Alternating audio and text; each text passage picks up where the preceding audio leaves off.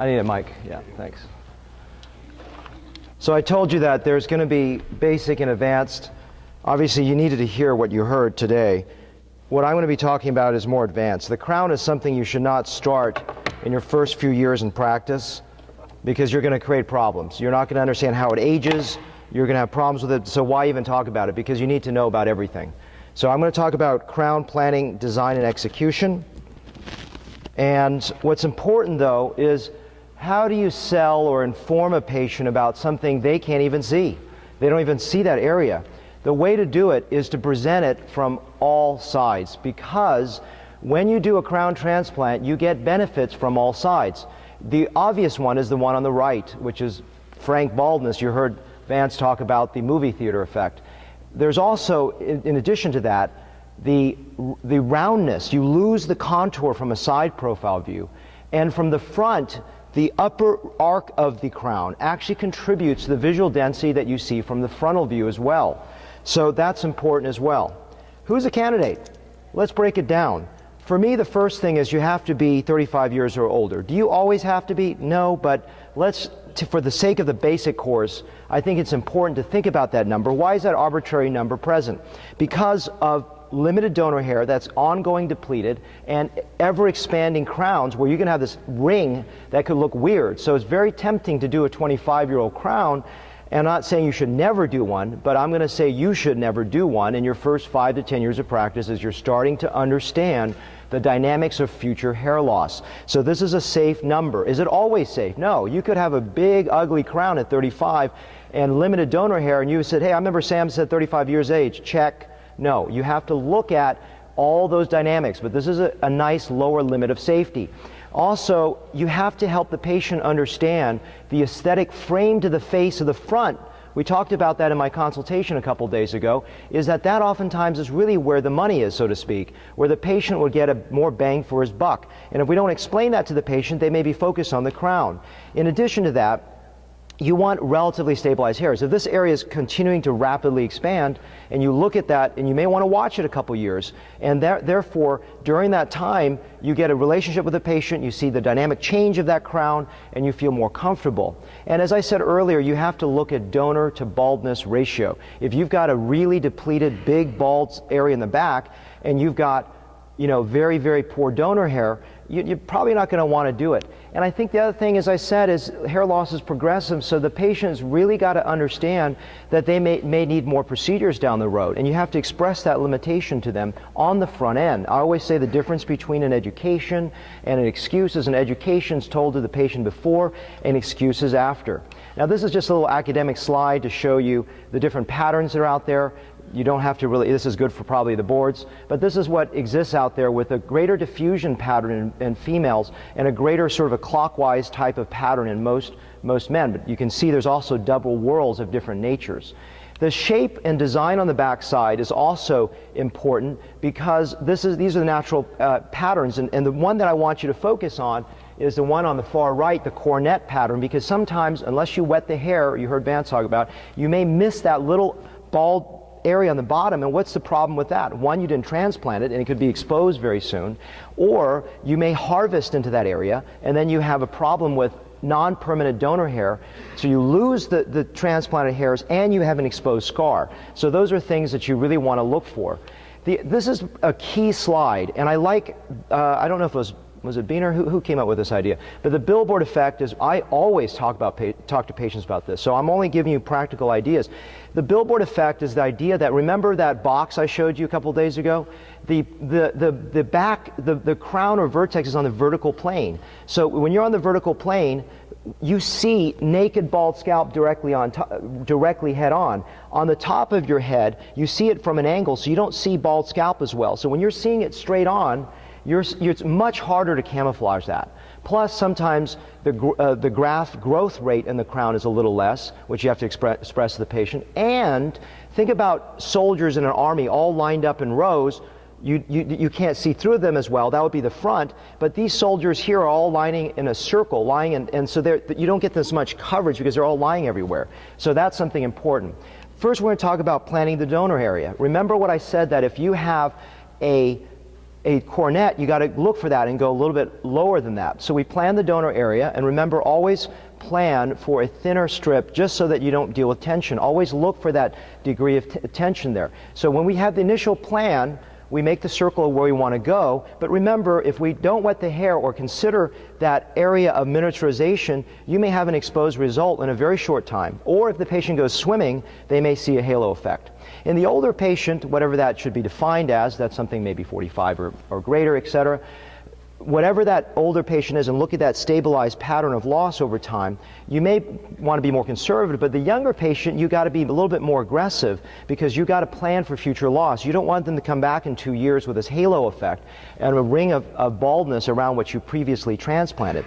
Do females lose hair in the crown? Yes, not as often, but usually what I see is in the female that's losing hair, what I call a dumbbell design, which is the fact that they have a little smaller area here and then it goes to a wider area in the front. So this is something that I just noticed. So it's sort of that Christmas tree pattern that Elise Olson talks about with a little bit of a spot of a crown area as well. Let's talk a little bit of anatomy.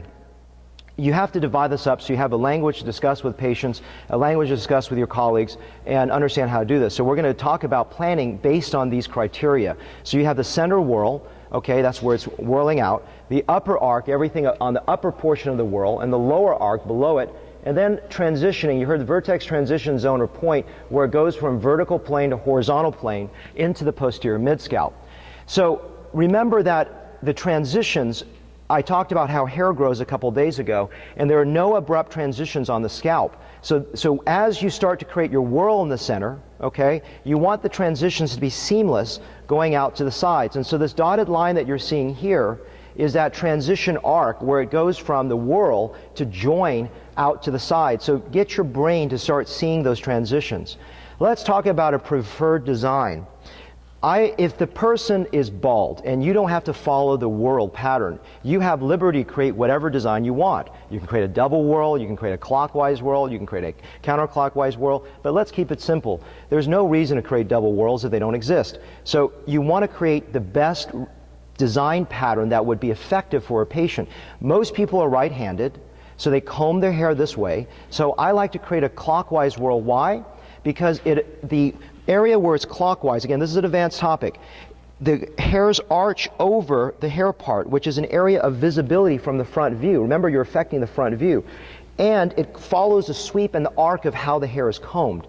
So for that subtle reason, I tend to like to create clockwise whorls in right-handed patients with a part on that side. I would probably create the opposite one if the patient's from the other side. So this is to show you that dynamic here. So how do you break it down? I put it into areas of priority because as an artist, as you're designing this, you have limited amount of hair to do your work. So you don't want to get in a situation where you run out of hairs and you put all the priority ones in the non-priority zones and the non-priority zones in the priority zones. So the numbers are not the size of hairs, but priorities. For me, this upper arc, especially where it goes and reaches across here, is very powerful. Why? This is known as the cascade effect, which means that each hair that's planted travels a distance and it covers other bald areas. So areas that are near here are going to cover this arc better than, let's say, the hairs that are right there. And so priority zones for me are the upper arc. This is priority because it covers the lower arc. This is priority because it covers up this way, and this is probably the least priority. And that just means how you're going to distribute that density pattern of grafts, because if you put it all uniform, you're not really creating maximal effect of the grafts, but you don't want it to so lopsided that you're having this huge density here and nothing there. This is, again, more advanced topic, and these are taken from my textbook. So if you take a look at this, you don't want too large. These are size follicular unit grafts, so 2, 3 hair grafts, 3, 4, and there's usually typically very few 4s. And if you've got 1s, I typically double them, put 2 1s into a single site to make it what's called like a follicular pair, and make them 2 hair grafts. So this, I don't need 1 hair grafts here typically. Some people like to put 1s in the center. I typically like to use 2s and 3s mixed here, and then you can see that these areas of primary responsibility of density, I put larger grafts, and then smaller grafts I put into the areas of little lesser priority. What do I use? There's so many ways to do this. We talked about needles. I like doing that. I'm going to do a live demo for you in a moment, so make sure you have your glasses ready. And this is just to show you some pattern designs This one here is a counterclockwise right-sided whirl, and you can see the pattern going up, okay? And then this one here is a clockwise left-sided whirl, and you can see how the transition should be relatively seamless, where there's an abrupt angle change as you're going forward. The angle, remember, refers to the anterior-posterior directionality of the site. And I want to talk about angles. You saw in some of the earlier lectures this week this area here transitioning up here, but we didn't talk about what the transition is in the back. I really think that we talked about really, really low angles in the front. I think that's the take-home message. And when you're getting more advanced, I like high angles in the back, in the crown, for a couple reasons. One is I can pack them a little more tightly, okay? Because that way they're not, remember, if they're in a circle and they're splayed out like this, it's going to be harder to fit them close together when they're lying flatter. Plus, remember that side view I talked about? One of the reasons to do a crown is the arc going like this. You're going to miss that arc if you don't create a little bit more verticality in those.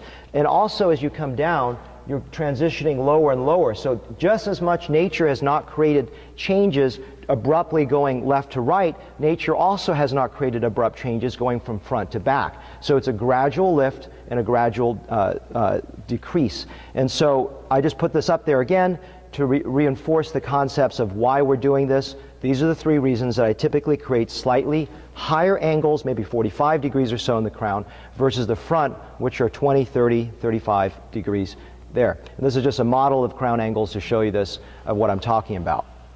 Let's do a case study, because what I want to do with this case study is not for you to memorize it, but I want you to see the artistry and the creativity that goes on when you're dealing with a transplant, because no two transplants are alike, and you can be effective in your thought process. So here's a gentleman that you see with a loss. He's got still enough wispy hairs that I can't create a crown however I want. I need to follow what he's doing here. This is the lower arc, upper arc, vertex transition zone going into the posterior mid-scalp, and the whirl going a clockwise pattern, slightly off-centered over to the right. So I first create sites here in the center. Now, what are these sites? These are stronger hair grafts, 3 hair grafts, and I put them off-center to the left because what you're seeing is that these will cover more distance. If I put a lot more over on this side, they're not doing very much. These are doing a lot of good to try to cover and sweep across and cover even this baldness. So this graft here is creating double the effect of the graft here, because this one's only covering this distance during that travel. I hope that's clear. This is a little needle to show you where I put the center of the whirl, and then here is a schematic showing my 2 hair grafts in the center of the whirl, 3 hair grafts. I use difollicular unit grafts, which are paired follicular units. This is a little more advanced, going into the vertex transition zone, and then I ringed it with not so important 2 hair grafts across here, and so that you get the maximal effect. Before the age of EMR, electronic medical records, I draw for every patient I draw a pattern for my placers so they know how I designed it, and that way when I see a patient a year later I can remember what was my design. If you don't draw it out, you don't remember where everything was. And this is just after placement, as you can see. This is, and just as a point here, you see they're sitting about 1 millimeter above the skin surface, as Tina mentioned yesterday. There are many ways to position a patient. As a right-handed surgeon, I want to be as comfortable as possible doing this. And so what you're seeing here is if the patient is doing a hairline and mid-scalp, remember, lying them flat for me allows me to create a very low angle without torquing my wrist so I can stay low. When I'm doing the upper crown portion, I like to be standing. I like my patient to be sitting upright so I can get those angles a little higher in this area and be comfortable. And when I'm doing the lower crown and I'm doing a clockwise whirl, to get the angulation more easily for my hand, I turn them this way. And for the lower crown going the opposite direction, I turn them this way so I don't have to torque my body too much. How do I plan sessions? What I typically tell my patients is I like to do front first for the reasons I've enumerated, creating a nice aesthetic frame. Then I like to do the crown if there's enough grafts, and then touch up the front with a few areas if it didn't quite survive in one area or the other. And then if I need a third session, I like to go back and address everything. Why is that? Because if I do 2 sessions in the front, and sometimes they just need it. I mean, some people, they just didn't get enough effect on the first round. But if they got a decent effect on the first round, they really want their crown done, I'll do the crown the second time, because if I do 2 in the front and then I do the crown, I go, oh my God, I still need more work. I may have to do 2 in the crown. And so that way, it's a maximal way for me to plan multiple sessions for a patient with minimal number of sessions to get the same aesthetic result. Just here's a result. You can see from the back side. Is it super dense where you can't see loss? No. You have to set up expectations that are realistic. But you also get the benefit from the side view because you can see the flattening effect I talked about here that is lost. There's a gentleman that doesn't have a lot of density that I put back here, but he's had about 12 to 13 total sessions, including transplants and scalp reductions with a slot deformity. And this is one session at least to cover up that deformity. It's maybe not an incredible result, but it's good enough that he doesn't look deformed and he's got some coverage in the back. You also, when people are on finasteride, sometimes you get some unusual shapes. This is to show you that. And then for women, they can get a diffuse loss in the back as an isolated nature. And sometimes all you need is, with finer grafts, is just to cover it so you don't get total density. And if you try to sell patients complete wall of hair on the back, I think you've done a disservice in having them understand this. The best situation, remember, is to get in a situation where the hairs are not going in a circle, because it's like grafts are all over the place. If you have principally, you see here, almost all of them going straight forward, it's almost like doing a hairline or posterior mid-scalp. So you get sometimes better visual density when that's a situation. And so I love it when all the hairs are primarily in the upper arc going forward rather than going all different directions.